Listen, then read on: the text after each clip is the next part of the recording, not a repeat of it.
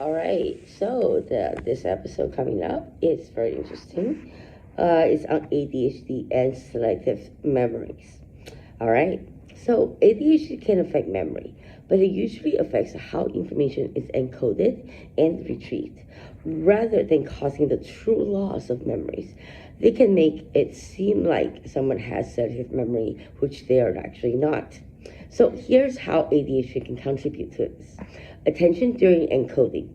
If you weren't fully paying attention when something happened, the brain may not store it well. Later, it can feel as though this never happened or occurred. Now, here's the thing about ADHD, and the superpower is that we are not focused. Therefore, we're able to actually absorb the environment factors and other white noises or gray noises or black noises or whatever it is or surrounding us. If we actually practice and practice and practice, you'll be able to find that you're able to tune in on all of them and be able to absorb as much information out of your surrounding as possible. Working memory difficulties, I already said that. Inconsistent recall.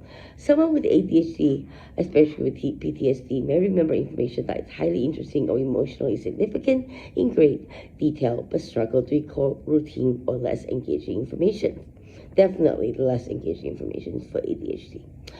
Next, perspective memory problem. Remembering to do something in the future. Now, this is not remembering for ADHD. It is somewhat the executive functioning saying that, you know what, it's okay to procrastinate. It's okay to be lazy once in a while. Yes, it is. But when it's time to get up, you need to get up.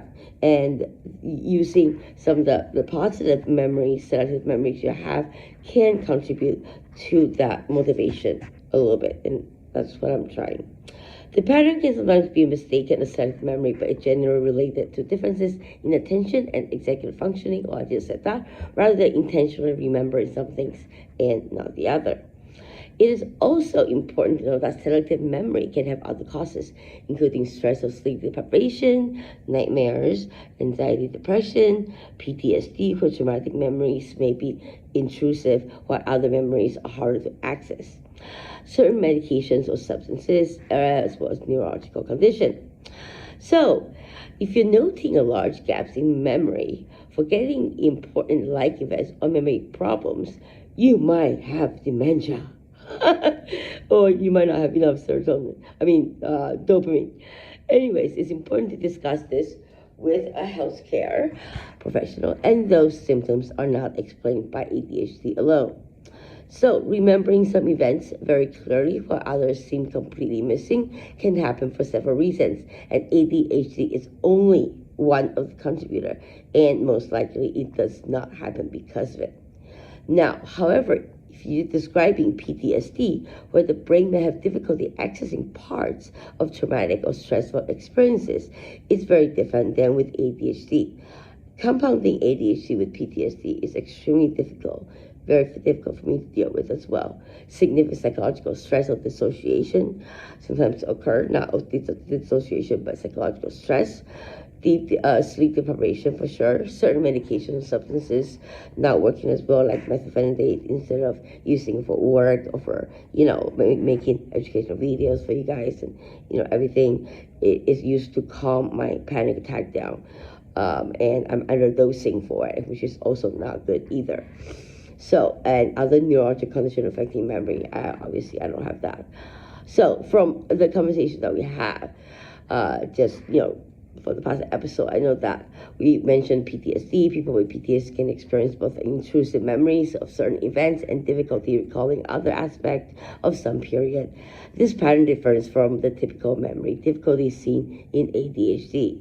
So, it would be worthwhile to discuss it, obviously, with psychiatrists, psychologists, even hypnotherapists,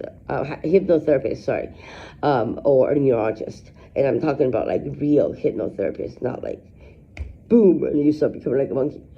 All right, so they can evaluate whether the symptom is most consistent with ADHD, PTSD, dissociation, a medication effect, or both, or triple, or whatever it is. you need to eliminate. Talk to your doctor, talk to your psychiatrist. Make sure you get a psychiatrist, especially if you have ADHD and PTSD. It's very important because sometimes those doesn't work as well because you're using it for the reason to calm your nerves down instead of using it for study reasons or work reasons like I do. Anyways, thank you.